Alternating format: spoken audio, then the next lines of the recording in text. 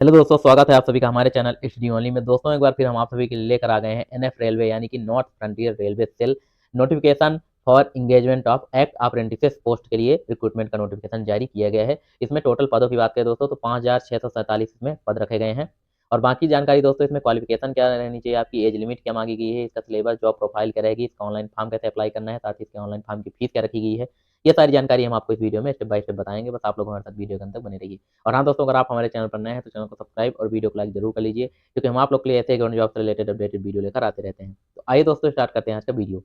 तो दोस्तों सबसे पहले हम इसका नोटिफिकेशन देख लेते हैं। North east frontier railway recruitment cell के द्वारा नोटिफिकेशन जारी किया गया है। और हाँ दोस्तों, अगर आपको ये नोटिफिकेशन पूरा पढ़ना है तो हमारा जो टेलीग्राम चैनल है, जिसका लिंक आपको वीडियो के डिस्क्रिप्शन मिल जाएगा, वहाँ से टेलीग्राम चैनल ज्वाइन करके आप ये पूरा नोटिफिकेशन खुद भी पढ़ सकते हैं। इसके अलावा दोस्तों, आपको वहाँ लेटेस्ट एडमिट कार्ड हो गए, जो भी एग्जाम से रिलेटेड और साथ ही जो भी गवर्नमेंट एग्जाम से रिलेटेड नोटिफिकेशन वगैरह आते हैं तो हमारे द्वारा वहीं शेयर कर दिए जाते हैं। तो आप लोग टेलीग्राम चैनल ज्वाइन जरूर कर लीजिए। फिर दोस्तों, इसमें आगे centralise notification for engagement of act apprentices over NF railway यानी कि north frontier railway for 2023-24 and 2024-25 के लिए नोटिफिकेशन जारी किया गया है।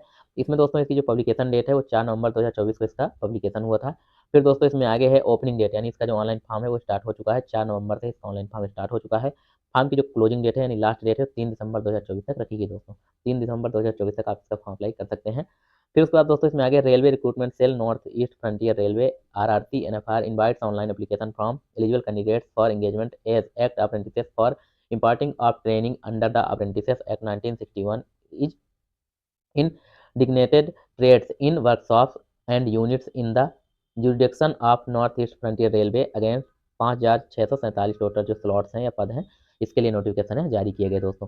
फिर इसमें आगे application are to be submitted online only, यानी कि दोस्तों इसका जो एप्लीकेशन है वो केवल और केवल आप ऑनलाइन माध्यम से सबमिट करना है आपको, बाकी अदर कोई माध्यम इसमें यूज नहीं किया जाएगा। फिर दोस्तों इसमें आगे through the following link provided in RRC NFR website, जो कि यहाँ नीचे आपको लिंक प्रोवाइड किया गया है। और दोस्तों इसका जो लिंक है ये आपको हम वीडियो के डिस्क्रिप्शन में भी प्रोवाइड करा देंगे।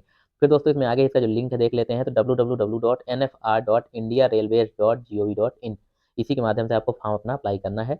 इस पर जैसे ही आप क्लिक करेंगे आपके सामने सबसे पहले जनरल इन्फॉर्मेशन आएगा। फिर दोस्तों रेलवे रिक्रूटमेंट सेल GHY वाले ऑप्शन पर क्लिक करके आपको फॉर्म अप्लाई करना है।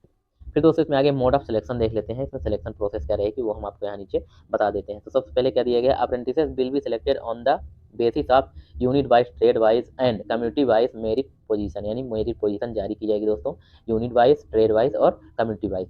फिर दोस्तों इसमें आगे है the merit list for each unit will be based on the percentage of marks obtain matriculation with minimum 50% aggregate marks plus ITI marks in the trade in which apprenticeship is to be done, यानी कि दोस्तों merit बनाई जाएगी वो 10th के आपके percentage के ऊपर और साथ ही ITI में कितने मार्क्स आए हैं उस बेस पे, परसेंटेज पे ही बेस पे ही आपका इसमें मेरिट जो है वो बनाई जाएगी। फिर दोस्तों इसमें आगे the final panel will be on the basis of average of marks in matriculation and ITI, यानी फाइनल जो सिलेक्शन है आपका मेट्रिकुलेशन और ITI के परसेंटेज बेस पे ही किया जाएगा। फिर आगे however for laboratory technician pathology and laboratory technician radiology, जो ये पोस्ट है इनके लिए जो मेरिट लिस्ट बनाई जाएगी दोस्तों, वो आपका 12th में परसेंटेज क्या रहेगा उसके बेस पे आपको बनाया जाएगा। 12th जो कि साइंस सब्जेक्ट से होना चाहिए, फिजिक्स, केमिस्ट्री और बायोलॉजी से। ठीक है दोस्तों, इसमें मेट्रिकुलेशन विथ मिनिमम 50%, यानी कि दोस्तों दोनों में, ऊपर ITI वाली, ट्रेड वाली इसमें और इसमें भी आपके 10th में जो है मिनिमम जो है 50% मार्क्स आपके होने चाहिए। उसके बाद उसके अलावा फिर आपको इसमें ITI और नीचे इस लेबोरेटरी टेक्नीशियन वाली पोस्ट पर 12th साइंस सब्जेक्ट से हो तो आप इस पोस्ट को अप्लाई कर पाएंगे। और दोस्तों इसमें जो शॉर्ट लिस्ट किए जाएंगे परसेंटेज बेस पे आपका सिलेक्शन प्रोसेस रहेगा। आगे ये सारा चीज़ दिया गया है। The final merit list will be prepared unit wise, trade wise and community wise equal to the number of slots in order of percentage of marks is started above shortlisted candidates. Thus, enlisted for respective units will be called for document verification to the extent of 1.5 times of the notified vacancies, यानी कि दोस्तों इसमें आपका merit selection है वो आपका percentage base पे ही होगा। फिर दोस्तों जो कैंडिडेट शॉर्टलिस्ट किए जाएंगे उनको बुलाया जाएगा वेरिफिकेशन, डॉक्यूमेंट वेरिफिकेशन के लिए। जितनी पोस्ट दोस्तों उसका 1.5 गुना कैंडिडेट्स को बुलाया जाएगा, यहाँ नीचे बताया गया है। उसके बाद दोस्तों इसमें आगे हम देख लेते हैं स्लॉट वाइज यहाँ वैकेंसी दी गई है कि कहाँ से कितनी वैकेंसी, टोटल जो है वो यूनिट्स डिवीजन वर्कशॉप के नाम है इस साइड, और यहाँ आपका स्लॉट्स यानी टोटल कितनी सीट रखी गई है, स्लॉट से डिटेल भी यहाँ बताया गया है और एड्रेस भी यहाँ की इस साइड ये पूरा चीज़ बताया गया है। टोटल वैकेंसी की बात करें तो 5,647 यहाँ पोस्ट रखी गई है। उसका दोस्तों इसमें मिनिमम क्वालिफिकेशन की बात करें तो आपके पास मिनिमम जो क्वालिफिकेशन है ट्रेड वाइज यहाँ बताया गया है, दोस्तों हम देख लेते हैं।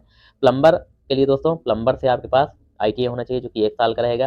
फिर दोस्तों इसमें आगे है कारपेंटर, तो कारपेंटर से आपके पास 1 साल का ट्रेनिंग पीरियड आपका रहेगा। कारपेंटर से आईटीआई होना चाहिए, बिल्डर है तो बिल्डर से आईटीआई होना चाहिए, उस ट्रेड से आपके पास आईटीआई होना चाहिए और सभी का जो ट्रेनिंग पीरियड है वो 1 साल का दोस्तों रखा गया है।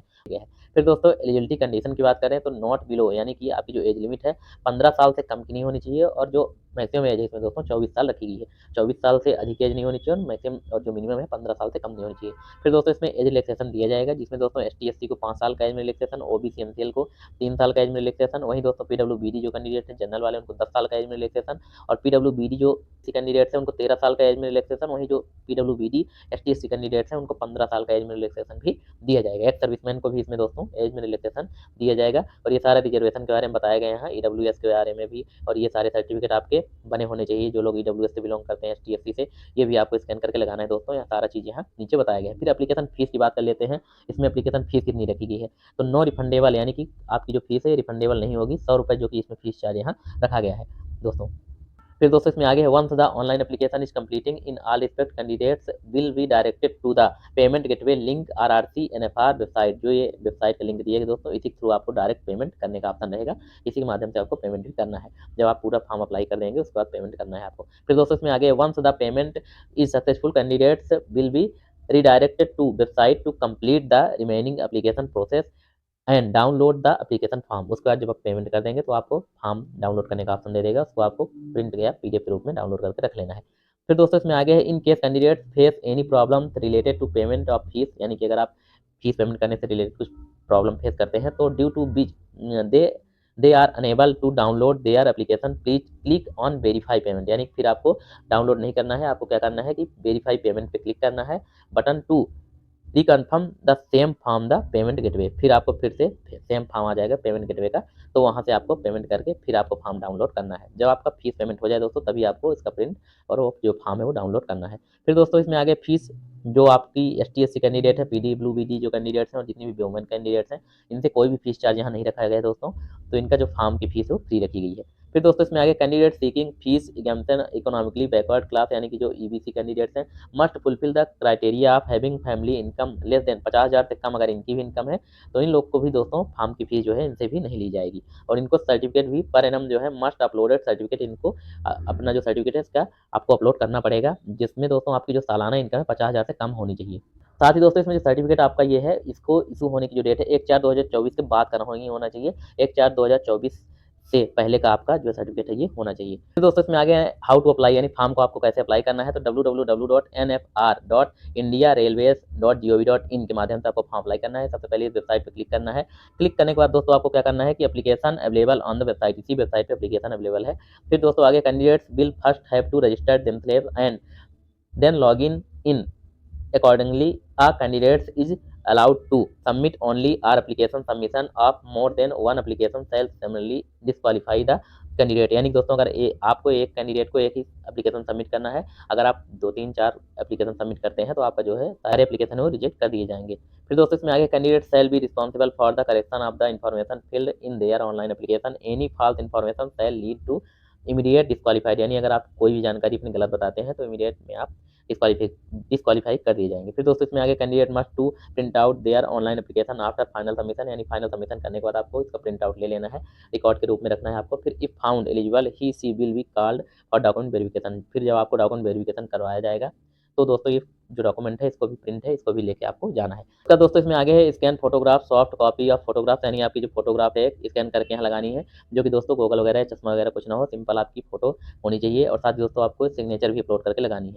उसका दोस्तों यहाँ आगे दिए गए हैं डॉक्यूमेंट्स टू बी अपलोडेड, यानी डॉक्यूमेंट आपको क्या क्या अपलोड करना है तो हमने आपको बता दिया। सबसे पहले 10th क्लास की आपके पास मार्कशीट होनी चाहिए, अपलोड करना है। फिर marksheet and pass certificate senior secondary class 12th, यानी कि दोस्तों 12th की जो मार्कशीट है उसको भी अपलोड करना है। अगर आप टेक्नीशियन वाला फॉर्म लेबोरेटरी वाला फॉर्म डालते हैं तो जो कि बायो सब्जेक्ट से होना चाहिए दोस्तों आपका 12th। फिर दोस्तों इसमें आगे certificate for proof date of birth is not mention in above, यानी कि आपकी डेट ऑफ बर्थ के लिए 10th की मार्कशीट ही आपको जो है वो अपलोड करना है। फिर दोस्तों इसमें आगे consolidated marksheet for all ITI semester, यानी आपको जो आईटीआई की ऑल सेमेस्टर है उनको भी स्कैन करके लगाना है। ट्रेड और provisional national trade certificate indicating marks, इसको भी आपको अपलोड करके लगाना है।